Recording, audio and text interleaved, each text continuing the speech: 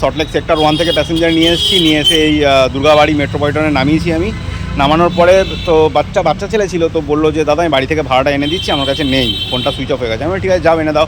Student তো বিশ্বাস তো একটা থাকেই, যাই হোক একদম বাচ্চা ছেলে, 16-17 বছর বয়স হবে খুব বেশি হলে।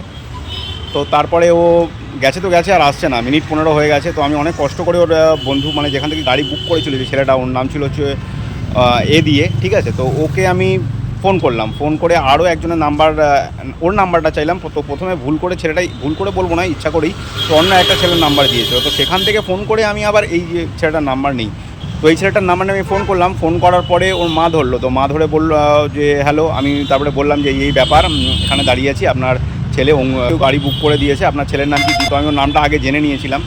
তো বললো হ্যাঁ হ্যাঁ হ্যাঁ কী হয়েছে বলো। আমি বললাম এই ব্যাপার আন্টি, আমি দাঁড়িয়ে আছি এখানে, অনেকক্ষণ হয়ে গেল। ও বললো যে আমি আসছি বাড়ি থেকে, এসে ভাড়াটা দিচ্ছি। তো তারপরে আমি কী করবো, আর বসেছিলাম। মিনিট 15-20 আমার লস হলো। তো তারপরে ওর বাবা এলো, বাবা আসার পর আমাকে দিল হচ্ছে তোমার 136 টাকা হয়েছে টোটাল, আমি যখন ভাড়াটা কমপ্লিট করলাম। বাট ওর বাবা 150 টাকা দিয়ে গেল আমাকে, ব্যালেন্স দিতে চাইছিলাম, নেয়নি। যাই হোক সেটা কথা না। তো দেখো বাচ্চাদের বদমাইশির চক্করে বাবা মাকে খেচড়ে দিও। 75 থেকে 80 টাকার ভাড়া দিতে হলো কত, 150 টাকা, কোনো মানে হয় না। তো চলো, এই হচ্ছে একটা ছোট্ট ব্যাপার, স্ক্যাম হতে হতে বেঁচে গেলাম। বাচ্চা ছেলে, কিছু বলতেও ইচ্ছা করে না বেশি। চলো টাটা।